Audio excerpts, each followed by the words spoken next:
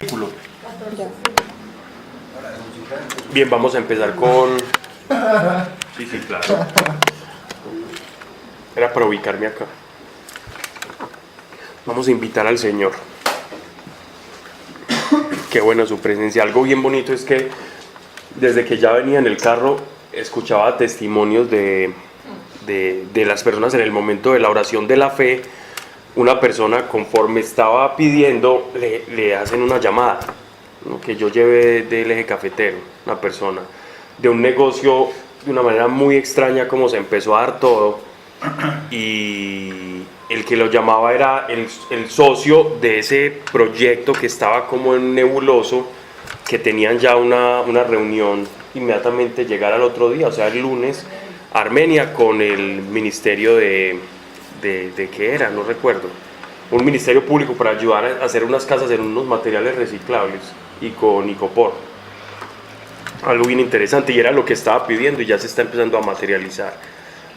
Cómo empiezan como los testimonios ya a producirse en el mismo instante. Entonces fue curioso porque ella estaba en el momento de la oración y no contestó el celular, y cuando devuelve la llamada, cuando termina la oración, fue durante la oración donde le llaman que eso que estaban esperando se había desatado.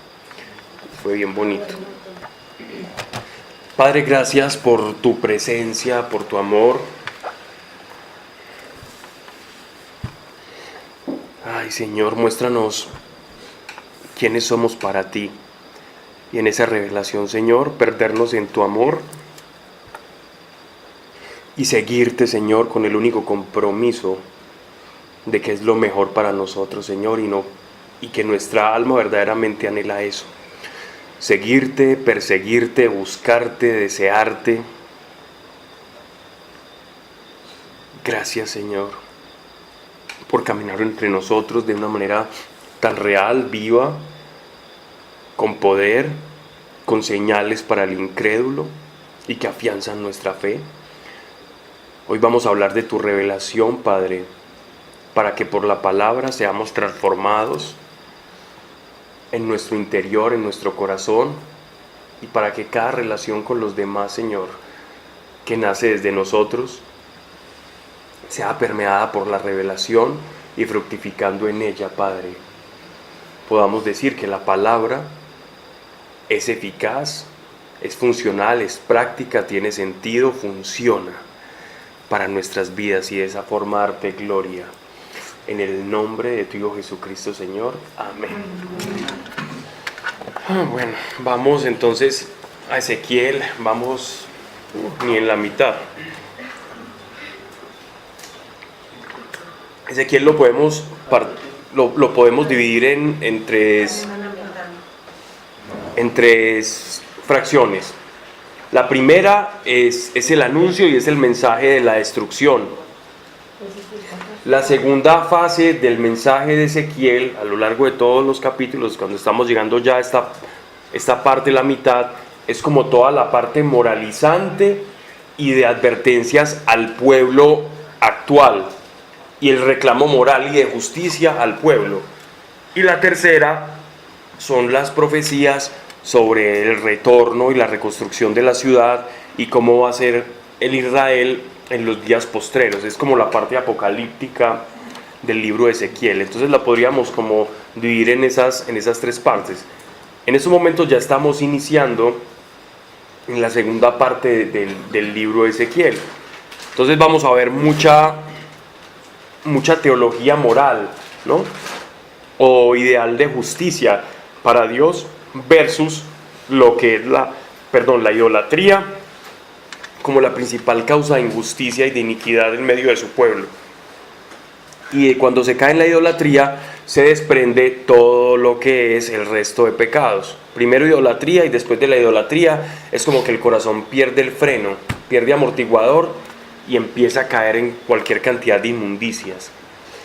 Es como si de alguna manera lo que nosotros conocemos como 10 mandamientos, cuando nuestro Señor le pregunta a los fariseos que cuál es el mandamiento más importante, Él dice: amarás al Señor tu Dios con todo tu corazón, con todas las fuerzas de tu corazón y tu alma, y al prójimo como a ti mismo. Cuando Jesús da esta respuesta, lo que está haciendo es vindicando precisamente los 10 mandamientos, pero dividiéndolos en 2 tablas, como se entendía para los rabinos de la época. La primera tabla que atañe la relación de nosotros hacia Dios o nuestros deberes o el propósito del ser humano para con Dios, y por otro lado la segunda tabla, los otros mandamientos que atañen en las relaciones del hombre frente al hombre. Esas son las 2 tablas. Así que nuestro Señor lo que hace no es eliminar los 10 mandamientos, sino todo lo contrario, darles mayor fuerza a los 10 mandamientos y elevarlos a una categoría superior.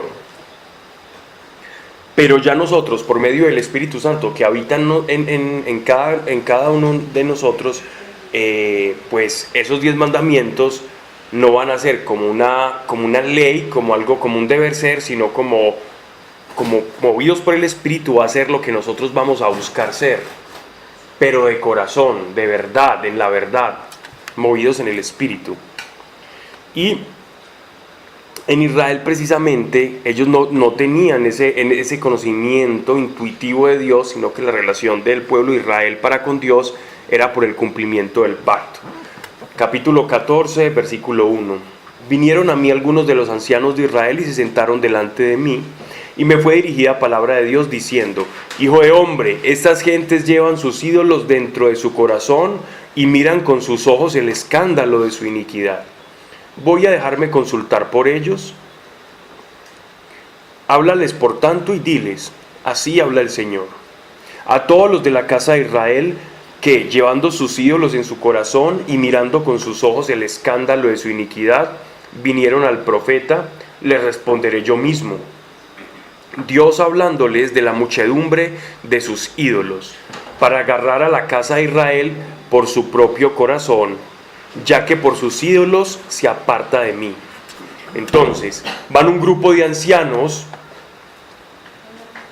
que se habían formado una imagen de autoridad del profeta Ezequiel, y van a consultarle cuál va a ser el propósito o qué es lo que va a pasar, cuáles son los augurios sobre Jerusalén y la ciudad santa, cuándo iban a retornar, cómo era lo que ellos tenían que hacer, si tenían que esperar más o no.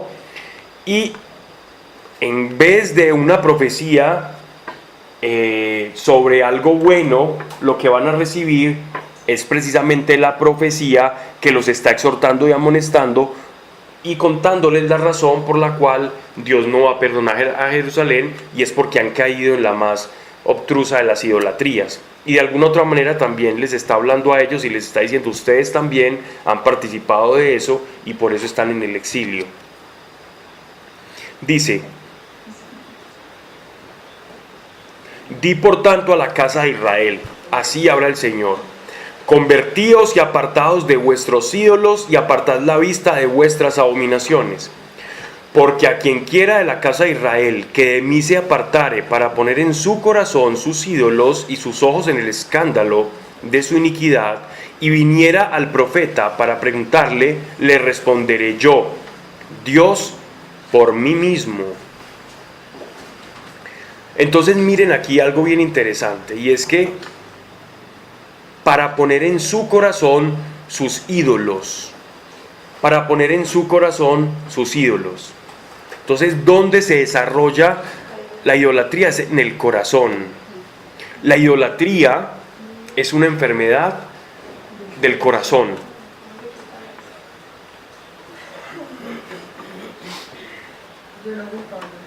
¿Qué pasó?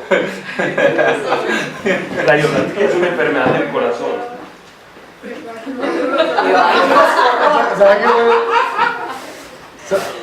pasó?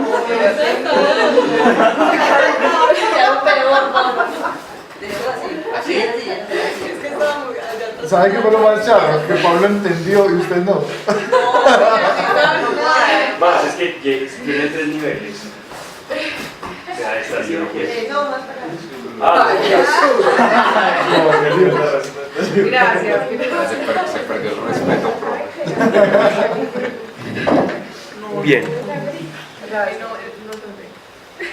Entonces, ¿de dónde nace la maldad del hombre? Nace del corazón. de la abundancia de tu corazón habla tu boca. Y si tu boca o tu lengua, según el apóstol Santiago, es el timonel de tu cuerpo y de tus acciones y de tu voluntad, el timonel es el timón del barco,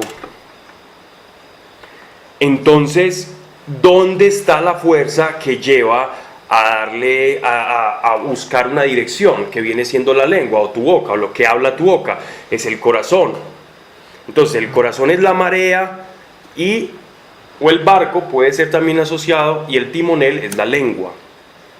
Entonces miren que la idolatría es una confesión de lo que hay en tu corazón. Es la confesión de la prioridad de tu corazón.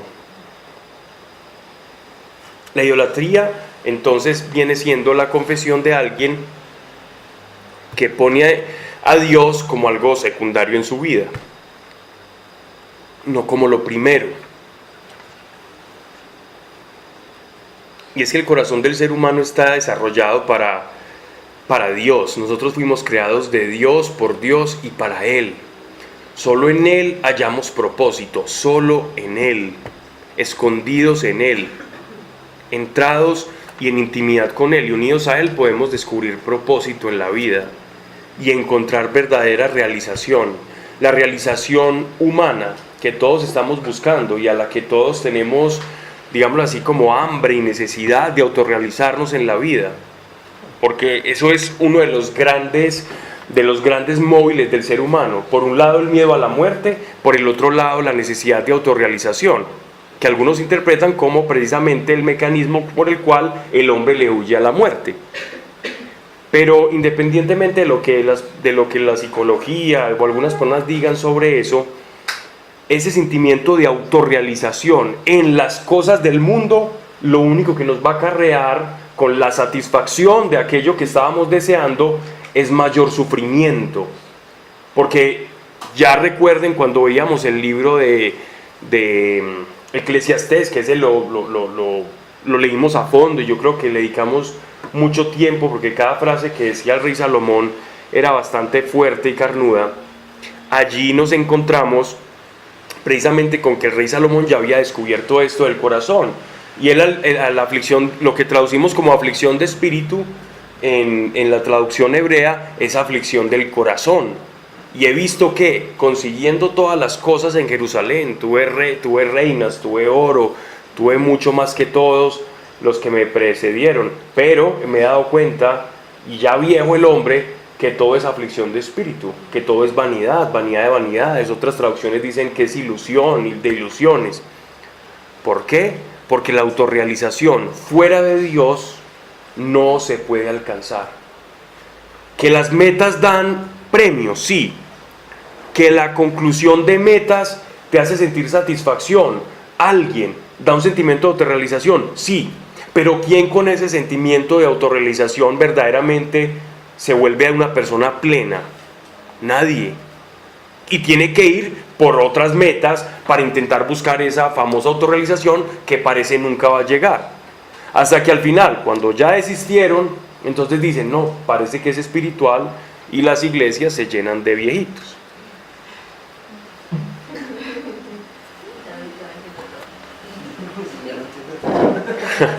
Pues sí. Corazón sucio y sus ojos en el escándalo de su iniquidad, y viniera el profeta para preguntarle, responderé yo, Yahweh, por mí mismo, y pondré mi rostro contra él, y le haré portento y fábula, y le arrancaré de mi pueblo de Israel, y sabréis que yo soy Dios. Y si el profeta se deja seducir y dice alguna cosa, seré yo Dios, quien le habré seducido, y tendré sobre él mi mano, y le exterminaré en medio de mi pueblo Israel.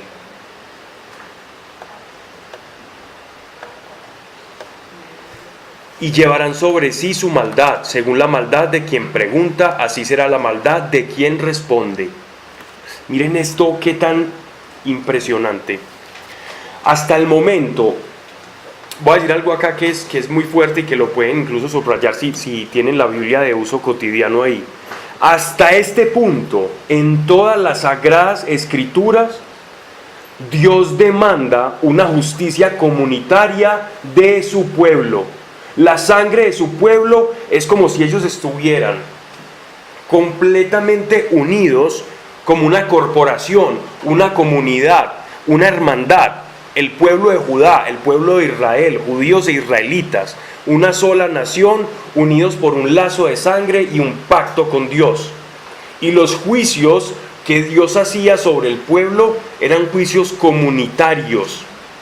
Pero hasta acá se empieza a desenvolver el rollo y Dios comienza a mostrar una nueva faceta, y se da aquí precisamente en Ezequiel, y se empieza a matizar de una mejor manera y más certera en los siguientes 2 capítulos, a demandar una justicia y una moral personal, condenación o salvación personal, y no en función a una comunidad o a estar unido a una comunidad específica. Este es un punto de quiebre profético por completo.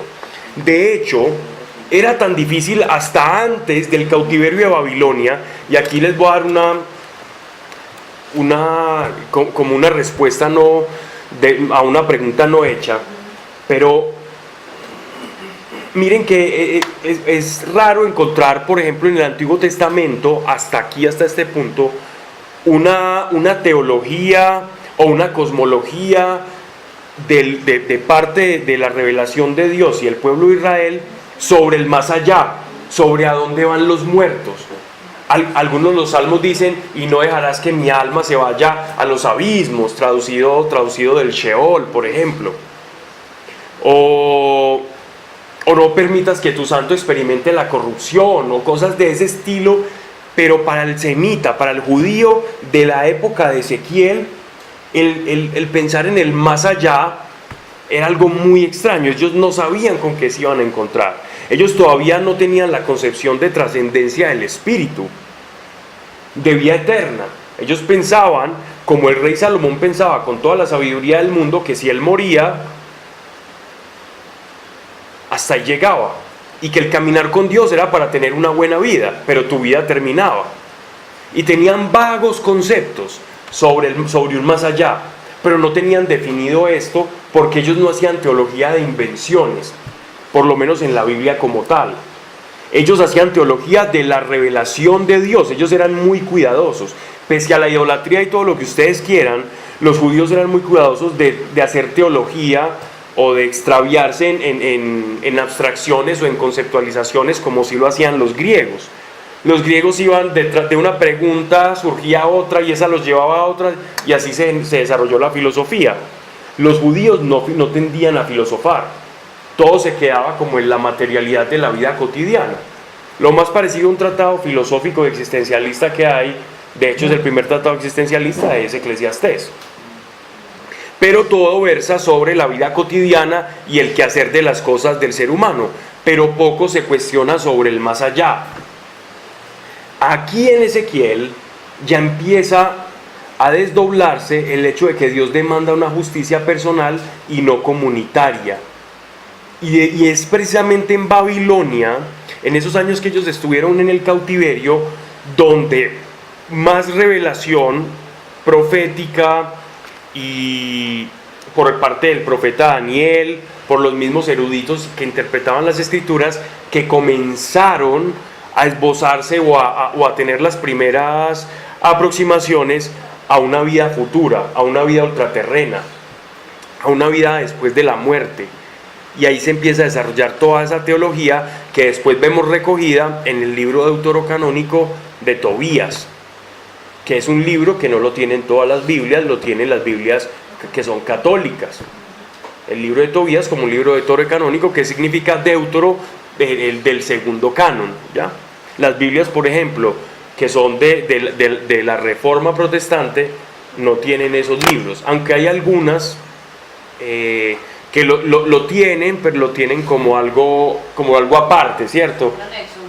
Sí, pero no lo cuentan como revelación, sino como algo de acercamiento y con un contenido importante, pero no lo consideran palabra de Dios. Y en la Biblia, para hacer la diferenciación, en la Iglesia Católica le ponen del segundo canon para atestiguar que que esos escritos fueron hechos después de que se estableció un primer canon, ¿cierto? Griego. Y después viene este segundo canon griego que se llama deuterocanónico, son 5 libros. Bueno, pero perdón, entonces no quiere decir que, porque yo había entendido que era como que no eran tan comprobados, no es que no quiera decir eso, sino que simplemente fue una segunda... Fue un segundo canon, sí. Pero son comprobados y toda la cosa. Pues son verídicos y eso. Son verídicos, sí, claro. De hecho, si no fuera por el libro, por ejemplo, de Macabeos, no tendríamos tan clara la historia de cómo ellos lograron desprenderse del imperio griego. Ahí está toda la historia revelada. Pero tiene unos pasajes que sí dice, por ejemplo, la escritura, que son muy cuidadosos. Para las grandes verdades de fe, no utilizar los deuterocanónicos, ¿cierto? Las grandes verdades de fe como la salvación, como la gracia, no se desprenden de allí. Son más libros que si uno lee en su contexto, son como históricos. Son históricos como el Primera Crónicas o Reyes, que son libros históricos. Hay uno que es sabiduría. Sabiduría. Y hay otro que también es de corte tipo como Job, ¿no? Que es como ese mismo, obedece al mismo modelo que es el libro de Tobías, que es como un Job escrito en ese mismo género literario. Bueno, entonces estábamos en ese punto de quiebre. Ahorita va a ser esto esta información que acabo de dar, ahorita la vamos a ir clarificando, se va a hacer un poco más precisa y más concisa, porque para ellos las profecías de Ezequiel eran completamente, que rompían un paradigma, rasgaban el paradigma que ellos tenían y los hacían pensar ya en función de personas individuales y no de comunidad, a través de las profecías y de las amonestaciones morales de Ezequiel, porque ellos siempre se veían como refugiados. Bueno, yo la embarro, pero estoy refugiado en mi comunidad, ¿cierto? Entonces Dios nos va a juzgar por el grueso de la comunidad, como el examen de 20 preguntas, contestaste 5 mal, no importa, aprueba. No, esto no, venga señores, el juicio es individual, no es colectivo. Eso es lo que empieza a mostrar un poco Ezequiel, que era contrario a la inercia que ellos tenían conforme la revelación profética anterior a Ezequiel. Sigamos entonces adelante. Me dirigía la palabra de Dios diciendo: Hijo de hombre, cuando por haberse revelado pérfidamente contra mí la tierra, tienda yo mi brazo contra ella, y la quebrante el sustento del pan, y mande sobre ella el hambre, sustento de pan, la hambruna una, y extermine en ella hombres y animales. 2. Aunque hubieran estado en ella estos 3 varones, Noé, Daniel y Job, ellos por su justicia salvarían su vida, dice el Señor Dios. Ellos por su justicia individual. Pensé que me iban a hacer una pregunta acá, pero me salvé. Pero ¿cuál pensaste? Ya le tocó decir. ¿Que por qué está diciendo Daniel? ¿Por qué? Pues que porque no se salvan por fe. No, ¿por qué Daniel? Porque el profeta Daniel. Exactamente, pero porque habla de Daniel como si fuera alguien ya conocido. Si Daniel era más joven en estos momentos. Daniel fue llevado a Babilonia en el primer cautiverio y Ezequiel en el segundo cautiverio. Recuerden que hubo dos asaltos a Jerusalén. Uno, Nabucodonosor entró, pero no destruyó la ciudad. La ciudad se acuarteló y resistió. Sin embargo, muchos de las periferias y de las otras tribus, de los benjaminitas y los levitas que habían ahí, se los llevaron. Ahí venía Daniel. Daniel no era de la casa no era levita. El que sí era levita, era de la dinastía de los levitas, era mi querido amigo Ezequiel. Entonces él alcanzó a resistir porque él estaba en la ciudad, Ezequiel. Y Daniel se lo llevaron cuando estaba muy jovencito a Babilonia. Cuando Ezequiel está profetizando en las afueras de Babilonia, es cuando Daniel está creciendo. Daniel está en toda su mocedad allá creciendo y desarrollándose en sabiduría y con todo eso que dice las escrituras. No lo había pasado todavía lo de los leones. No. Todavía no era profeta. Pues ya. No era profeta, tenés razón, no era profeta. Estaba destinado a hacerlo, pero el Espíritu Santo no había descendido sobre él, porque el Espíritu Santo en la antigüedad descendía para el momento preciso. O sea que está bien la palabra, todavía no era profeta. Estaba destinado a hacerlo. Y Ezequiel ya era un hombre de mediana edad, cuando el otro era un niño. O sea que ellos fueron contemporáneos. Pero el ministerio profético de Ezequiel inició primero. ¿Ya? Entonces no está hablando como el futuro. No. Esto es bien interesante. Vamos a este punto que... Porque ya era justo. Vamos. Pero dice viviera. Sí. Me gusta eso. Por eso pensé que le iban a preguntar. No éramos tan pro. Cuando estaba leyendo esto ahorita, ¿será que me preguntan? Sigamos. Me dirigía la palabra de Dios diciendo: hijo de hombre, cuando por haberse rebelado pérfidamente contra mí la tierra, se está refiriendo al pasado remoto, se está refiriendo al diluvio. Yo mi brazo contra ella y la quebranté el sustento del pan y mandé sobre ella el hambre, exterminé en ella hombres y animales. Está hablando del diluvio, se está yendo atrás, está hablando a cuando el hombre ha deformado tanto su corazón que él tiene que hacer justicia. ¿Cierto? Aquí recuerden el punto que les estoy dando de medida, es la justicia colectiva versus la justicia individual, que ese es el punto de quiebre que va a hacer esta profecía de Ezequiel, que va a dar paso o va a hacer introducción espiritual para que ellos ya comiencen a preguntarse sobre el más allá. Aquí en Ezequiel y en Babilonia, es que ellos desarrollan todo aquello que ya recogemos en los evangelios cuando nuestro Señor utiliza la parábola del pobre Lázaro y el rico Epulón. Que hay dos abismos y dice no, que no puede cruzar, tan siquiera mójame con la saliva de tu lengua, aunque sea un poco, para calmar este fuego, o déjame decirle a mis familiares, dame la oportunidad de decirles para que no estén en este tormento. Cuando Jesús hablaba eso, ellos no decían, es que ¿cómo así? ¿Que está hablando?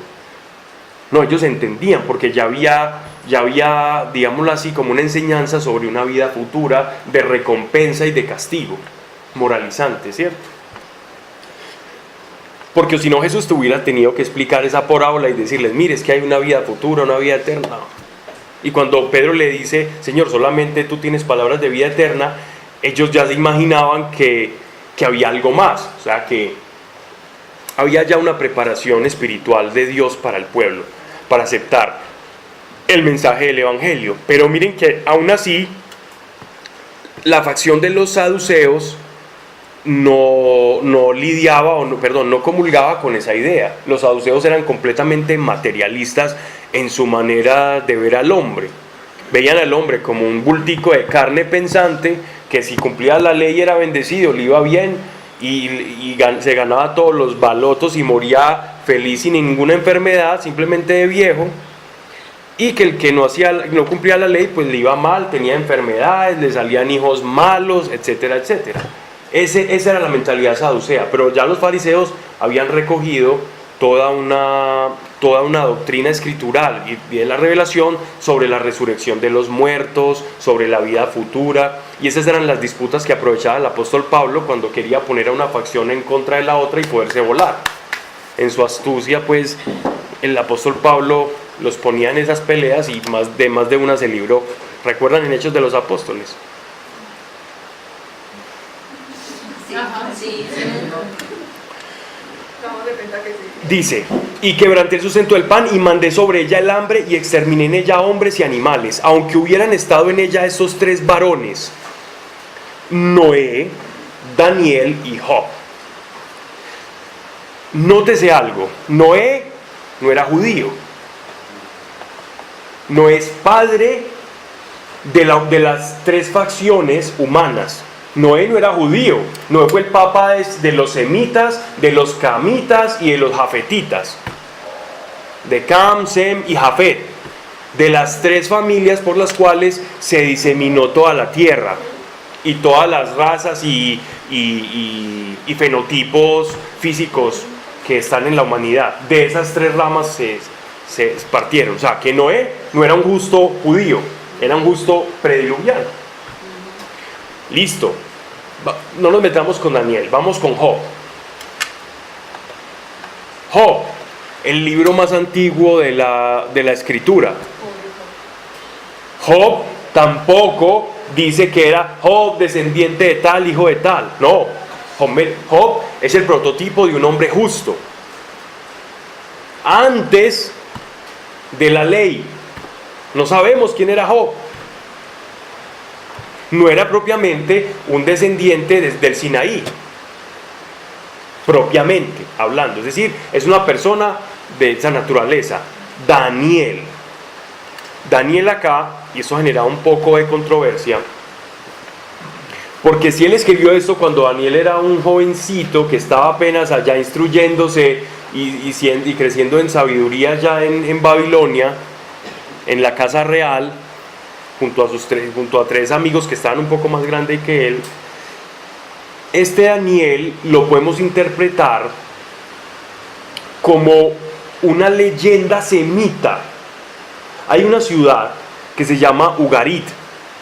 Esta ciudad Ugarit, que no la mencionan mucho las escrituras, de hecho creo que se mencionan cosas en relación a ella, mejor no se menciona directamente. Ugarit es una ciudad que queda al lado, o que quedaba, ahora hay ruinas, de lo que ahora es el norte de Siria. Tenía una franja costera, y en esta ciudad habitaron poblaciones semitas y cananeas. Ellos tenían un dios dentro de un panteón. Decía, el dios más importante de los ugaritas era el dios El. Así como en el hebreo se escribe Dios El, el Elohim, el Ohim, el dioses, ¿cierto? Y de ahí vienen todos los nombres teóforos, como Daniel, Misael, Gabriel, Uriel, y todos los nombres angélicos por excelencia llevan en el y el en español, en castellano, pero en hebreo sería el, ¿cierto? Que son nombres teóforos que llevan a Dios inmersos. Entonces, este Daniel, hay una leyenda que se conserva en unas tablillas que sería Dan-El, no Daniel, sino Dan-El. Era un héroe, era un hombre justo que caminaba bajo la protección de ese dios El, pero se involucra y le pasa una cantidad de cosas, y la leyenda está mocha, porque las tablillas solo se encontraron 2, y los otros fragmentos, la historia llega hasta un punto, porque están rotas. Y de Ugarit se han encontrado, pues se encuentran cosas, y en las ruinas, y escritos cuneiformes, y es muy parecido al hebreo. De hecho, están completamente emparentados con el hebreo arcaico, con el hebreo antiguo. Las escrituras de Ugarit son como primos hermanos. Oiga, al igual, pues son semitas. Y como semitas, ellos tenían un dios que era él, era el supremo. ¿Qué creemos o qué creo? ¿Cuál es mi posición personal? Después del diluvio, cuando llega Noé y surge toda su simiente a través de sus 3 hijos, Cam, Sem y Jafet, los semitas van a la parte de lo que es el Medio Oriente, y se instalan en Canaán. Esos son los, digámoslo así, como lo que conocemos como los cananeos.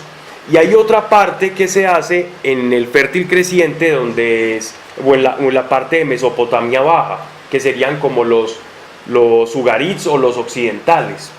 Y estos tipos lo que hacían era que recibieron de Noé una instrucción de acuerdo a la manera antigua de adorar a ese Dios que provenía desde Adán. Ellos tenían un rito y un culto de sacrificios.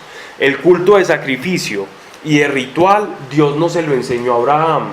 Abraham ya lo había recibido de sus antecesores. Miren que cuando uno lee desde Abel, los seres humanos, los hombres en la tierra ofrecían sacrificios. Así que ya había cierto culto tradicional que se iba pasando de generación en generación por vía oral, y los padres se encargaban de enseñarle a los hijos, y de esa manera se iba conservando como hasta cierto grado esa pureza ritual desde el Dios creador.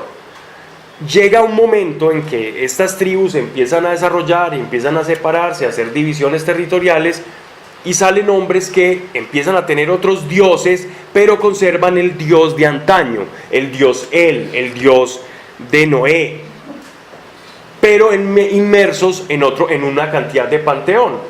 ¿Sí me hago entender? ¿Estamos claros? ¿O alguna pregunta al respecto? A mí me enseñan desde niño un Dios. Y tengo 3 hijos. Pasan muchas generaciones y esos hijos tienen hijos y tienen hijos y todavía siguen adorando al Dios que yo les enseñé, pero metidos y mezclados con una cantidad de cosas que le fueron añadiendo. Pues eso pasa ahora. Exacto. Con la suerte de que existía ese Dios, pero existían otros más, y el Dios ese Dios único, ya estaba completamente desfigurado. Existió una persona, o este tal héroe Daniel, que fue de alguna manera dentro de las leyendas sumerias y babilónicas, era comprendido como un hombre que caminó con ese Dios del diluvio, ¿ya? Pero creo que es en el capítulo 28 de Daniel, todavía nos falta buen tiempo para llegar allá. En el capítulo 28 también ya Ezequiel habla sobre Daniel. Ezequiel va a hablar sobre Daniel. Y cuando Ezequiel habla ahí sobre Daniel, ya sí se refiere al Daniel profeta, con el cual compartió palabra de Dios en medio del cautiverio. Ellos dos profetizaron al mismo tiempo. Aquí está hablando de Daniel. De Daniel. Era un hombre que era considerado justo, que caminó con el Dios verdadero, ¿cierto? Y como decir, aquel que arrebató a Dios, Enoc. Enoc fue llamado justo y caminó con Dios y Dios lo arrebató en Génesis, cuando uno lee Génesis, que no caminó y fue considerado justo. Entonces él podría cambiar aquí simplemente. Lo que pasa es que Daniel no es un nombre bíblico, pero era conocido para ellos dentro de la manera de hablar de ellos como un hombre justo. Y cambiar Daniel por por Enoc, y tranquilamente es para expresar lo mismo. La justicia colectiva versus la individual. Yo juzgo al hombre, a cada uno por su corazón, individuo y no como sociedad.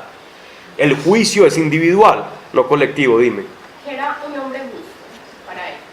Para ellos era un hombre que creyera y caminara conforme se le había enseñado. Esa era la justicia. Abraham fue declarado justo, ¿por qué? Porque creyó, porque creyó, le fue tomado como justicia, no porque había nada bueno en él, sino porque creyó, Dios lo llamó justo. O sea, Dios llama justo no al bueno, no al buena gente, sino al que cree, porque el que cree le conoce, y el que le conoce es buena gente de verdad. ¿Cuántos le conocemos?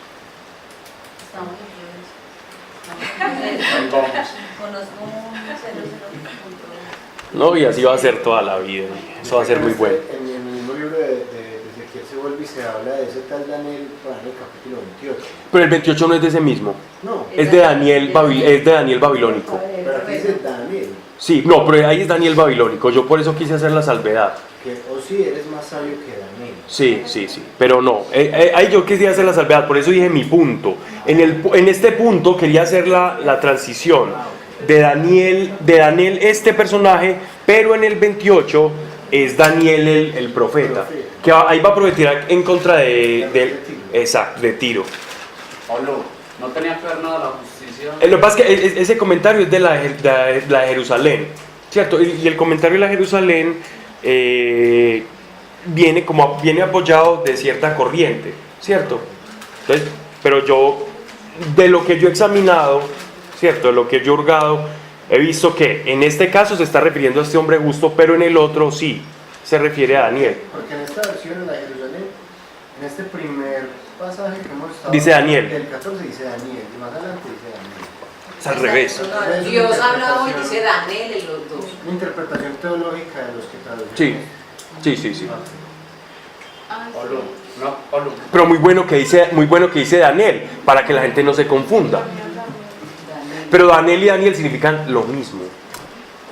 Solo que uno está en lenguaje arcaico, más de Ugarí, y el otro pero son lo mismo, ¿no? Pablo no tenía que ver nada la justicia con eso, pero desde el cumplimiento de la ley para ellos. La ley no tiene que ver nada, si cumplían la ley no eran justos. Pero es que ellos no tuvieron ley. Daniel no tuvo ley, Job no tuvo ley.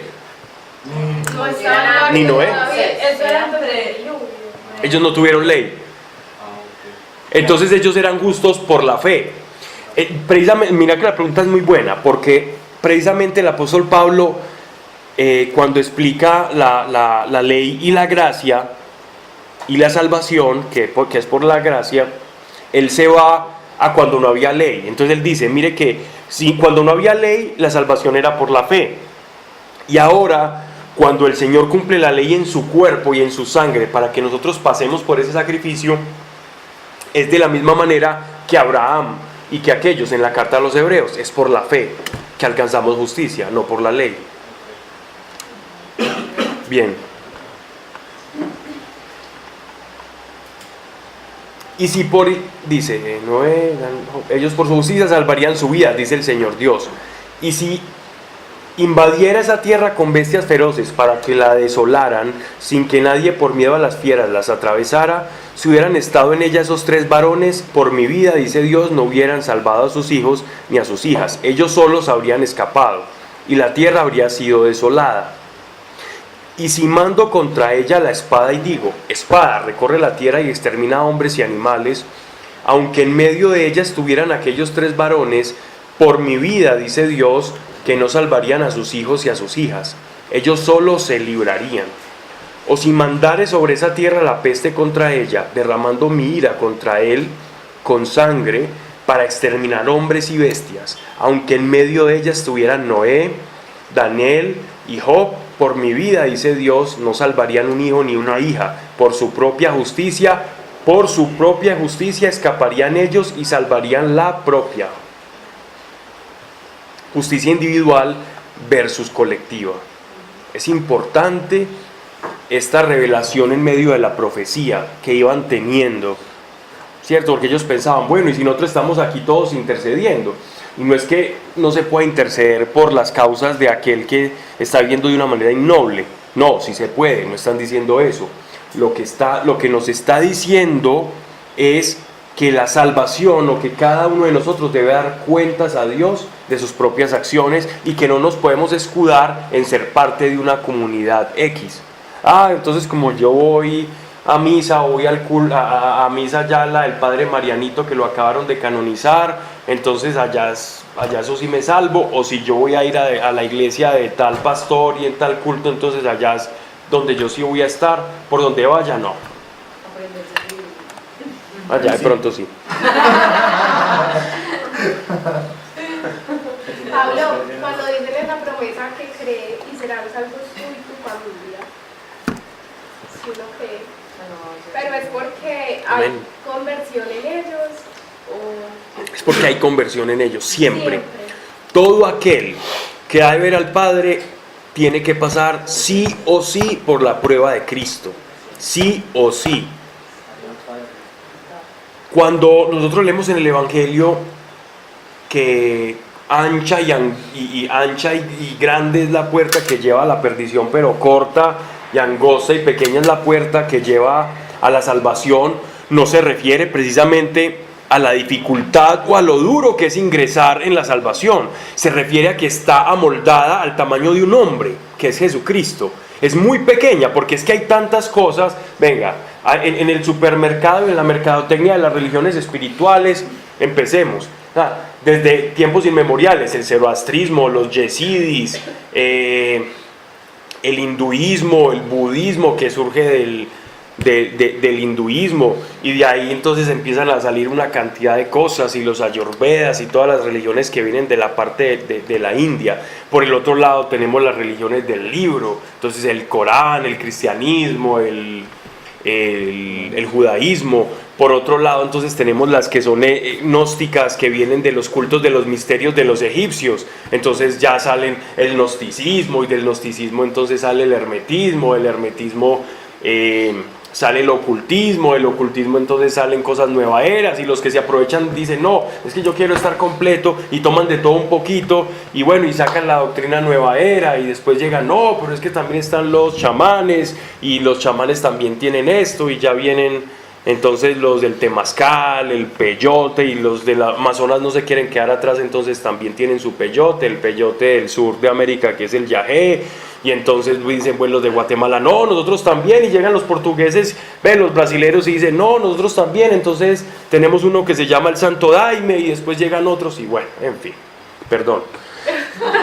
El caso es que ancha y amplia es la puerta que conduce a la perdición. Cuando digo todo lo que hablé es para decir lo ancho que es la puerta que conduce a la perdición. Angosta, Cristo.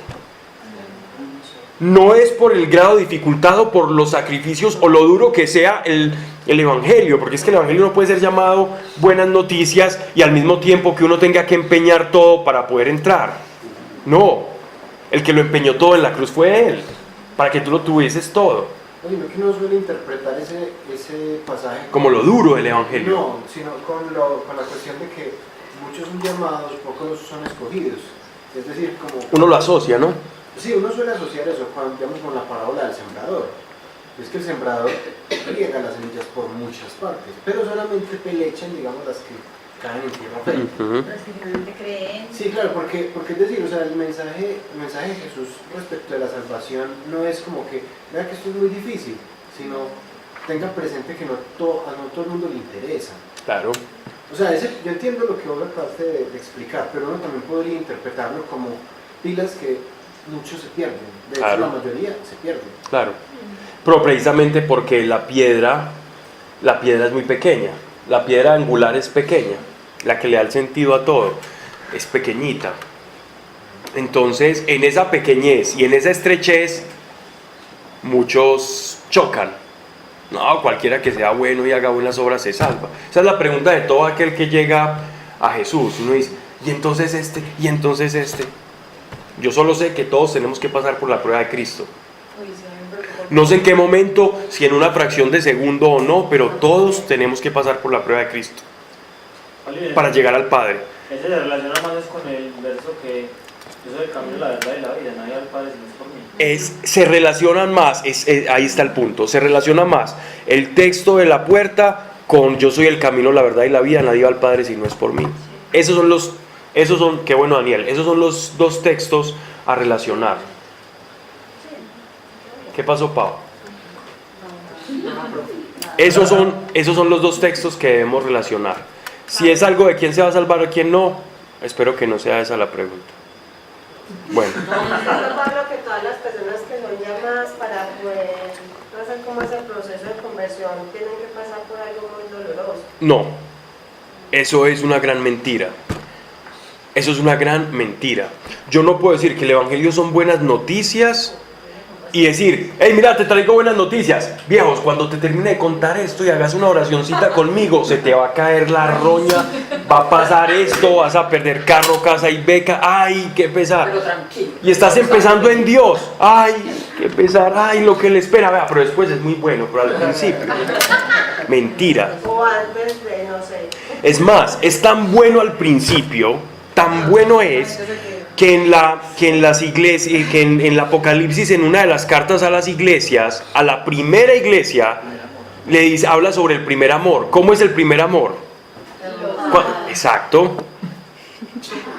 Pero Pablo, ¿sabes? Yo creo que más se refiere a que para que vos entres a Jesús le tienes que pasar algo malo para que lo busques antes de. Pero por ejemplo, yo entré por chisme. Yo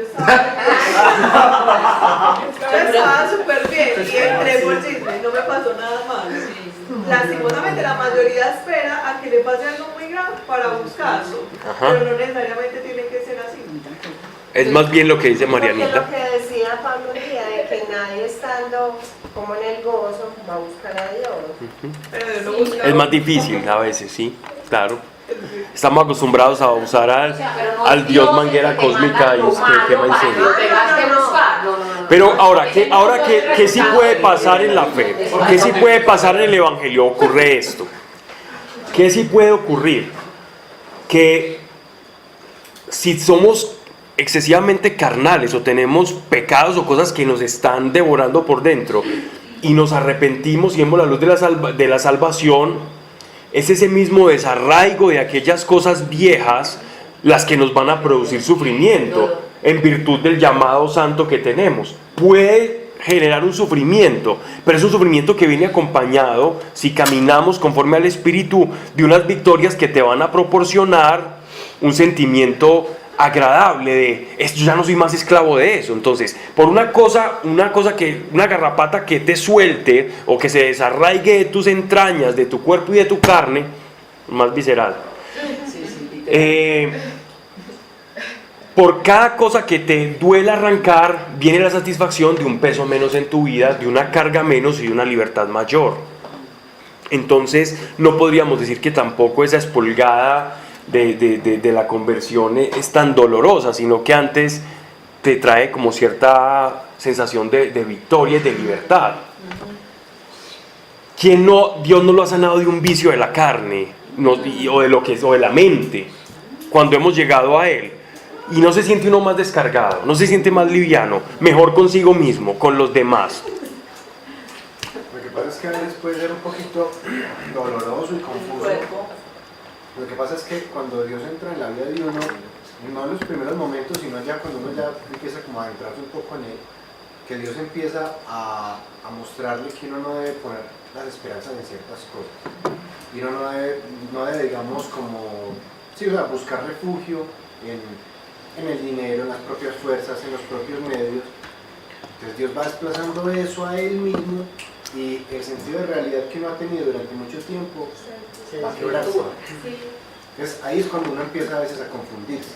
Y hay dolor, el dolor del quebranto, de cuando se rompe una estructura. Claro. Pero en la medida en que uno se va abandonando más en Dios, eso deja de ser un problema. Y y termina siendo ganancia. El problema es cuando Dios le empieza a mostrar, no tenés que poner tu confianza, tu esperanza, tu fe en estas cosas, sino en mí, y uno sigue apegado a ellas.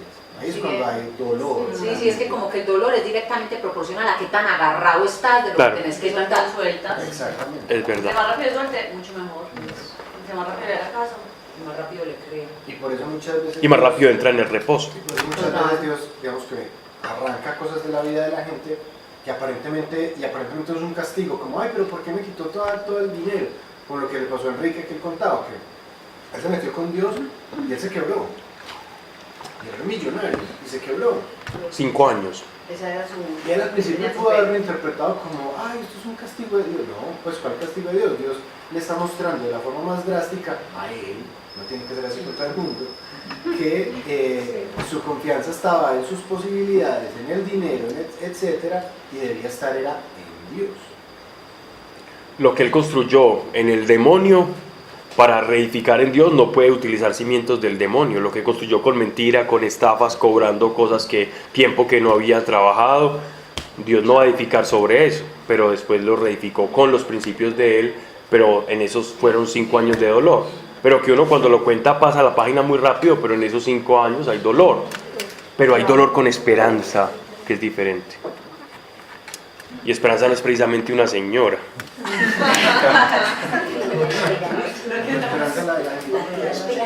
Pensé que me iba a decir que estaba terrible el chiste, porque en verdad no está.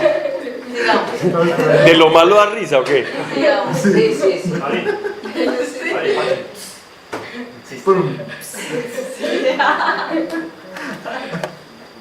Pues así dice el Señor Dios, cuanto más cuando desencadene yo contra Jerusalén esos 4 azotes juntamente. 1, la espada, 2, el hambre, 3, las bestias feroces, 4, la peste. Cualquier parentesco con los 4 jinetes del Apocalipsis no es coincidencia. ¿Y cuál es la relación? La manera en la que la carne sufre. Pensé que ibas a decirle Apocalipsis. ¿Cómo? Que pensé que le ibas a responderle Apocalipsis. No. Pero bueno, la carne es mucho. Porque la espiritual es mucho más fuerte. Es cuando ya no hay esperanza. Es decir, el vacío o la oscuridad espiritual es la desesperanza. La desesperanza es cuando ni siquiera el dolor físico es tan grave como la desesperanza. Dicen que una película decía que en la puerta del Una infierno angustia. esa palabra estaba escrita. Una angustia siempre. Es la fe y la certeza en que lo que esperas va a ser malo y que no puedes esperar nada bueno. Una angustia constante. Es una fe invertida completamente. Es la fe en tu propio sufrimiento sin salida. Bien, entonces dice, para exterminar en ella hombres y animales, y sin embargo quedarán en ella algunos restos, hijos e hijas, que escaparán y saldrán fuera y vendrán con vosotros, y veréis su conducta y sus obras, y comprenderéis el mal que yo voy a hacer a Jerusalén, y todo lo que voy a hacer contra ella.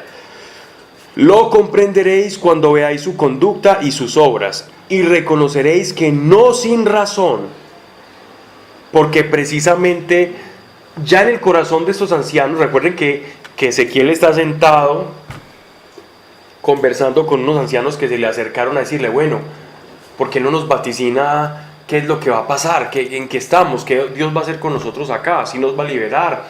¿Va a salir triunfante de la ciudad de Jerusalén?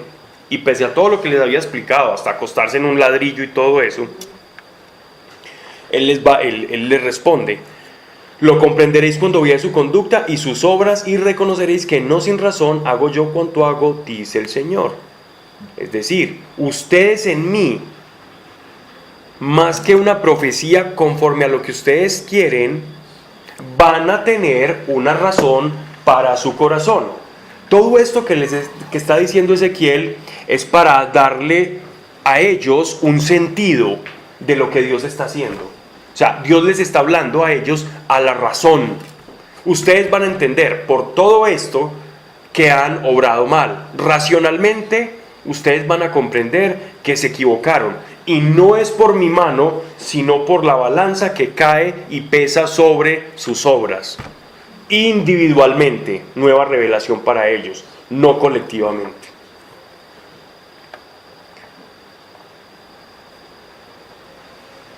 Bien. Capítulo 15.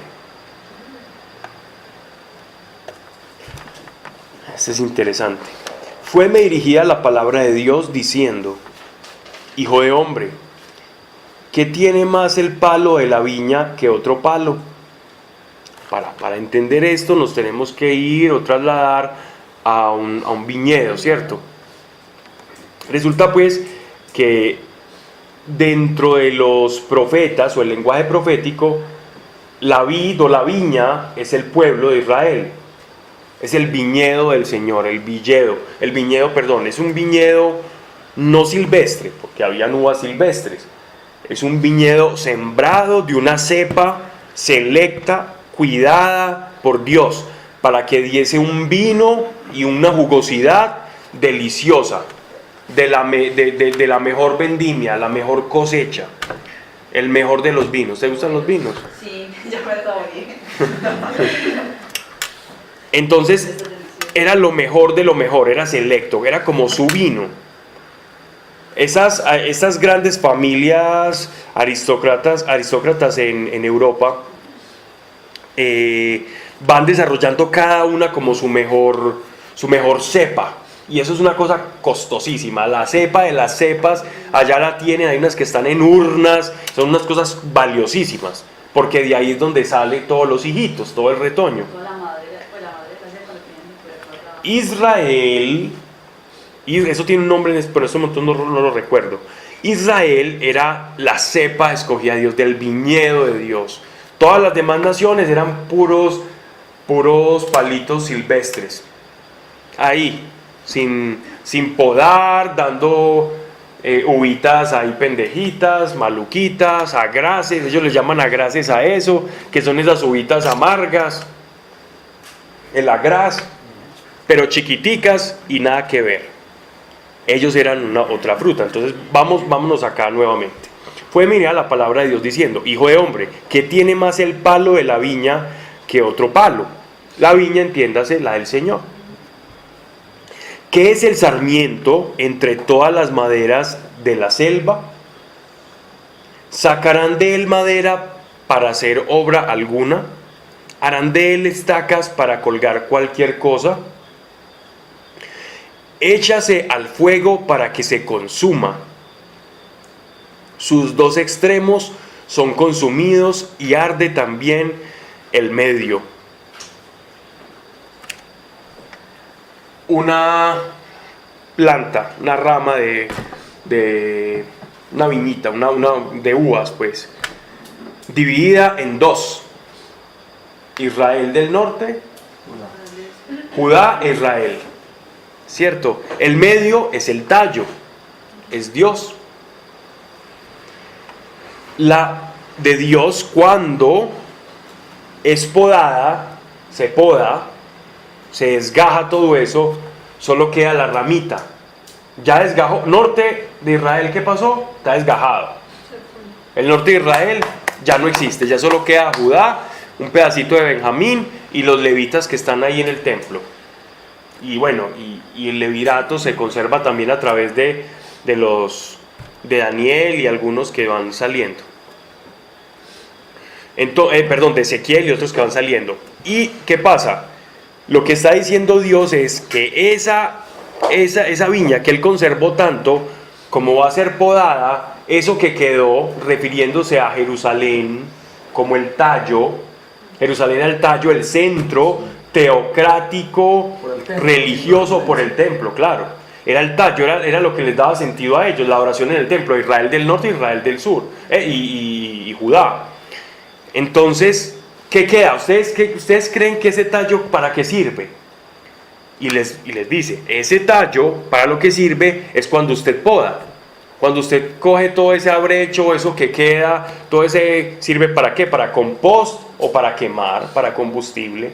Ellos van a ser, como son la viña de Dios y han sido podados porque no han dado frutos, esa vendimia del Señor que no ha producido frutos, entonces quedó como un chamizo. ¿Y ese chamizo para qué sirve? Para combustión. Así que así van a ser quemados. No esperen más ni esperen menos de Jerusalén que ser combustible, que ser quemado. ¿Qué es el sarmiento entre todas las maderas de la selva? Sacarán de él madera para hacer obra alguna, harán de las estacas para colgar cualquier cosa. Es decir, ni para cosas útiles van a servir, ni siquiera para que la gente diga, ay, miren, Israel, bueno, quedó un retoñito, va a pasar algo. No va a quedar nada, ni para algo medianamente útil, sino para ser quemado y exterminado. Échese al fuego para que se consuma, sus dos extremos son consumidos y arde también el medio. ¿Servirá para algún trabajo? Sí, cuando estaba entero no servía para hacer de él obra alguna, es decir, cuando estaba entero no producía uvas. ¿Cuánto menos servirá cuando el fuego lo ha consumido? Después que fue presa del fuego. Por tanto, así dice el Señor, como es el palo de la vid entre las maderas de la selva, leña que yo echo al fuego para que se consuma, así echaré a él a los habitantes de Jerusalén. Volveré contra ellos mi rostro, escaparon del fuego y el fuego los devorará, y sabéis que yo soy Dios cuando volviere contra ellos mi rostro, y tornaré la tierra en desierto por cuanto prevaricaron, dice el Señor Dios. Prevaricaron, es decir, renunciaron, hurtaron lo que se les había dado y la función que se les había encomendado, y era hacer frutos. Entonces, vemos acá, y es importante esto porque símbolo de la nación de Israel, bueno, está la estrella de David, por aquello de cuando se hicieron el Estado de Israel, nació el Estado de Israel, pero el símbolo por antonomasia de Israel es la vid, es el fruto, ¿cierto? Es el arbolito, es la viña, es la vid del Señor, porque es el lenguaje profético, más que incluso la estrella de David. Y esta vid que significa o que representa al pueblo de Dios escogido, esta cosecha que ellos tenían que dar, no la habían dado. Si todo allá son puras cepitas silvestres, lo que tenía que hacer los profetas y el pueblo de Israel era ir y untar, mezclarse con las otras naciones y enseñarles el jugo que ellos tenían. Era enseñar y transmitir el jugo que ellos tenían a las otras naciones. Y no cumplieron su misión histórica. No voy a hablar en simbología. El pueblo de Israel, su misión era llevar a Dios, al único Dios, a todos los pueblos de la tierra. Y no cumplieron su misión histórica, ni profética, ni teológica. Y en ese no cumplimiento, entonces Dios, comparándolos con una vid, dice, son desgajados y son quemados. Y solo quedan unas pocas semillitas. que son aquellos como Daniel, como Ezequiel, y de los que van a nacer otra vez otras cepas diferentes. Vamos cuando nace, vamos cuando viene después.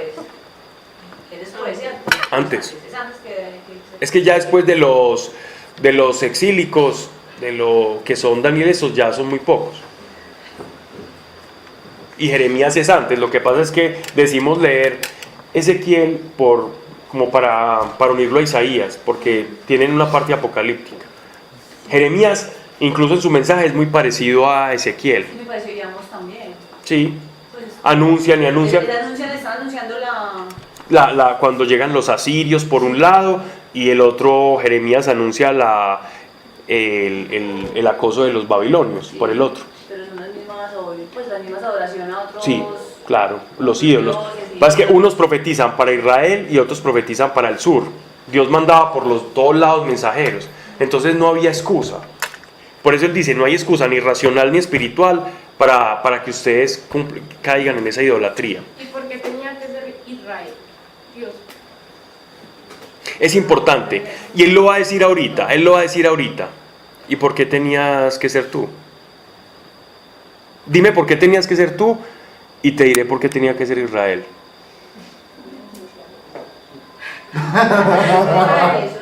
Porque sí. ¿Por qué no? Dime. Que Dios quiso. Porque Dios Porque escogió lo más chiquitico. ¿Qué le estás tratando de decir? ¿Cuánto mides tú? Sí, No, sí, vale. Por vil y menospreciable nos escogió.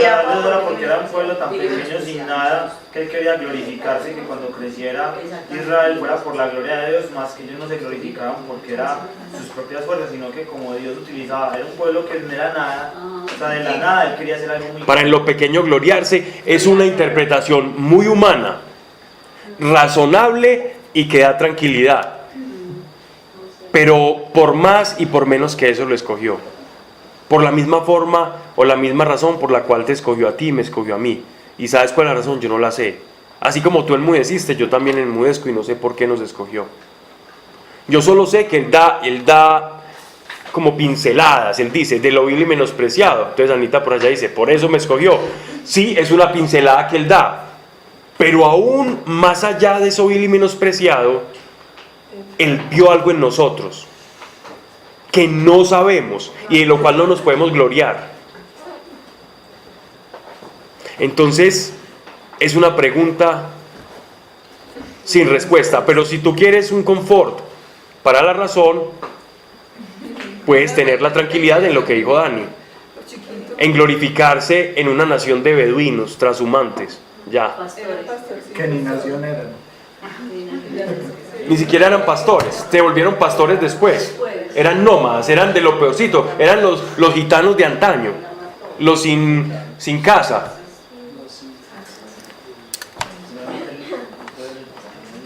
Bien. Igual de contaminados estaban que todos. Vale. Ok. Una vez hablando con una persona, un médico, casi al punto de ser creyente, un hombre ya con mucho tiempo en la medicina, profesor y todo, y decía, yo creo en Jesús, yo puedo creer en la resurrección de Jesús, pero yo no puedo con que Dios tenga un pueblo elegido, un pueblo escogido. Yo no podía lidiar con eso.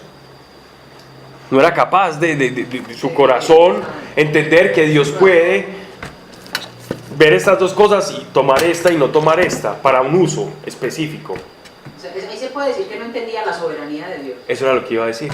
No entendía la soberanía de Dios. Y si uno no lidia con la soberanía de Dios, entonces no ha comprendido la etapa más clara bíblicamente hablando de Dios. De hecho, en la soberanía de Dios está en las mismas palabras del Jesús que él decía, con el cual le parecía tan razonable. Yo solo hago lo que mi Padre me dice. No, y es que también hay una cosa, porque cuando uno no está muy metido con Dios, uno entiende la soberanía de Dios como capricho. Ojo, cuando uno no está muy metido con Dios. Sí. Eso es importante. Cuando uno está familiarizado con la Biblia, con la teología, uno entiende la soberanía de Dios como caprichos de Él, porque como Él es Dios, pues hay que respetárselos.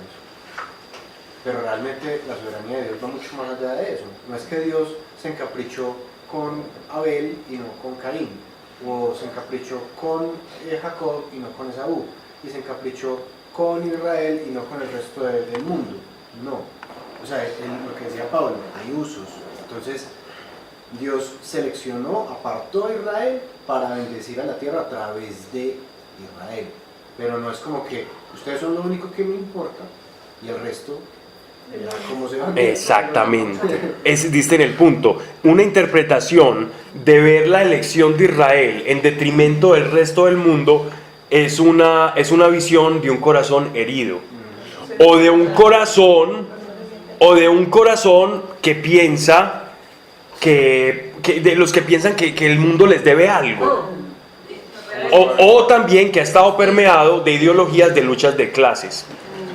Muy permeado de ideologías de luchas de clases. Que siempre hay una clase oprimida y hay otra opresora, entonces que tenemos que ir a derribar. Y en este caso, el opresor sería Dios. Sí, porque mucha gente interpreta que Israel es el pueblo elegido e interpreta eso como un privilegio. Como que es el pueblo. Era una carga. Eso era una responsabilidad tenaz. Es una responsabilidad muy brava, porque es como, ustedes yo los llamé, lo que está diciendo Dios acá en este pasaje es, yo ustedes los llamé para que ustedes iluminaran la tierra. Yo los llamé para que ustedes bendijeran la tierra, pero ustedes se han quedado con eso. ¿Cierto? Es muy, muy importante lo que está diciendo Santiago. Incluso miren, la misma Dios, Jesús, ¿cuántos apóstoles eligió? ¿Cuántas tribus eligió el Señor? Eso es concordante y está ligado. Él eligió 12 apóstoles. ¿Para qué? 12 frutos carnosos, llenos de presencia de Dios y ungidos por el Espíritu. ¿Para que hicieran qué por todo el mundo? Para que se regaran ellos por todo el mundo. Para completar lo que Israel en la antigüedad no hizo, que por medio de los apóstoles se iba a hacer. La iglesia es todo el Antiguo Testamento llevándose a la práctica. Y ya no por manos humanas ni por la ley, sino por medio del Espíritu. Entonces, eso que dice Santiago, ellos eran simplemente personas que iban a ser nutridas, formándose para enseñar. Es como yo tomar un montón de personas, voy a una tribu indígena por primera vez y soy un colono español. Llego por allá de Extremadura en el segundo viaje de Colón, llego acá y resulta que me encuentro con puros indios en Veras o allá catíos en Río Sucio y empiezo a enseñarles, tomo como a 3 que vea como bien listillos y venga usted, y les enseño castellano, a este le enseño cosas de la Biblia y ustedes, cuando estos 3 estén formaditos, ustedes van a encargar de enseñar a todos. Uno por allá se quedó dormido en los laureles y dijo, no le voy a parar bolas a eso, y se fue allá a hacer tótems y a hacer cosas por allá. El otro se durmió también en los laureles o empezó muy contento y después se aburrió. Y el tercer indígena prosperó y enseñó, y a tal punto que ya no era él, sino que era ya toda una pequeña comunidad que sabía castellano y que sabía interpretar la Biblia. Entonces, ¿quién fue el privilegiado? Ninguno. Ellos fueron un instrumento para enseñarle ese privilegio, que era eso, a todos. Ese es el todo de la elección de Israel. Un privilegio por ser los primeros. Son privilegiados en la posición en la que se encuentra. Y aquí no estoy hablando nada antibíblico, todo lo contrario, lo dice Pablo en la carta a los Romanos. Nosotros los debemos respetar a ellos porque nos antecedieron en la fe y fueron nuestros padres en la fe, y por la fe fueron escarnecidos y experimentaron, sufrieron y ganaron victorias en la fe. Y en primer lugar, ellos entrarán también. Pero, por otro lado, no, el privilegio no es para ellos ni es para nosotros, que ahora tenemos la gracia para que nos burlemos de ellos, sino que sepamos que si ellos fueron llamados, ellos tendrán también una recompensa y recibirán al Mesías. O sea, entraron primero que nosotros en tiempo, pero en manifestación de la gloria y de la gracia, ¿no? Cierto, porque es Dios. Yo creo que dejemos ahí, entonces terminamos, no avanzamos sino 2 capítulos. Terminamos. Con una cuestión acá, y es que Dale. uno se va al Evangelio de Juan, coincidencialmente el capítulo 15, Jesús ya ahí está hablando otra vez de la vid, o sea, él dice, Claro, yo soy la vid verdadera. Mi padre es el viñador, todo sarmiento que en mí no da fruto lo corta, y todo el que da fruto lo limpia para que dé más fruto. Eso es exactamente, él está repitiendo acá, pasaje de la vid. Y ya en este caso la vid viene siendo los judíos conversos, mesiánicos y la iglesia. Nosotros somos la vid, él es la vid. Pero hermano, que también el pueblo elegido por Dios, que él lo utilizó para hacer justicia sobre la tierra, o sea, para llevar justicia sobre la tierra. O sea, su voluntad, pero correcto. Así como cuando se desvió, también llevó justicia sobre su propio pueblo. O sea, Claro. también llevó a través de otros pueblos, utilizó la misma justicia. Porque ellos encarnan un mensaje, y el mensaje es de bendición o de retribución por las obras. Y ellos experimentaban el mensaje, bien sea en su propia carne o para dolor y sufrimiento y extirpación, o también experimentaban ese mensaje para glorificar y para que todos los pueblos dijeran, wow, esta gente, como cuando abrió los egipcios y habló el mar rojo, estos están representando al Dios verdadero, y entonces sometemos los dioses de nosotros al Dios único. De hecho, en la época de Salomón, cuando uno lee Crónicas y Reyes, muchos cultos idolátricos desaparecieron. Los cultos, por ejemplo, de los filisteos, por obra de Israel, muchos cultos idolátricos, asesinatos de niños desaparecieron y se fueron atenuando a un punto en que se hacían adoraciones a esos dioses y a esos demonios, pero ya no con sacrificios de niño o cosas tan aberrantes, precisamente por la moral de Israel que atenuaba eso, ¿cierto? Pero cuando Israel también empezó a hacer lo mismo, Dios llevó el castigo. Claro, lo mismo que el mensaje que ellos profetizaban para las naciones, también lo recibían ellos, claro. Es la doble espada, el doble filo de la palabra, de la verdad. Bien, yo creo que fueron 2 capítulos con mucha sustancia, que dieron mucho de qué hablar, y es la palabra de Dios, y qué bueno que nosotros podamos extraer algo de ahí para entender como no solamente la lección del pueblo de Israel, sino nuestra propia lección. El misterio que existe en el hecho de que Dios te llamó por tu nombre y te eligió es grandísimo, porque de la misma manera que eligió a Israel, te eligió a ti. ¿Por qué? No lo sabemos. Solo sabemos que no nos podemos engreír por eso. Eso sí es lo único. De resto, ¿Para qué? eso es más importante. Dios, gracias por tu amor, gracias por tu poder, gracias, Señor, porque iluminas las mentes y los corazones de cada uno de nosotros. Señor, gracias. Que toda esperanza verdadera, firme, y a través de tu Espíritu Santo puesta en ti, por medio de la palabra, Señor, llegue a un término eficaz, feliz y concreto, que funciona como tú lo has establecido en cada uno de nosotros. Por otro lado, Padre, que la palabra que hemos hablado hoy, Señor, conforme a la revelación, no sea solo como un conocimiento que enriquezca nuestro intelecto, sino que podamos sacar palabra revelada y ponerla por instrumento de amor y de servicio a los demás, y de comprensión de tu santo nombre y de cuánto nos has amado. Amén y amén. Gracias, Pablo. Ustedes. María Nífera. Bueno, ¿me prestas el cable, porfa? Usted me ha unido un campeón de esto. Ay, entonces me lo llevo. Espérame, ya lo cobraron. Sí. Quedó 2, como 2.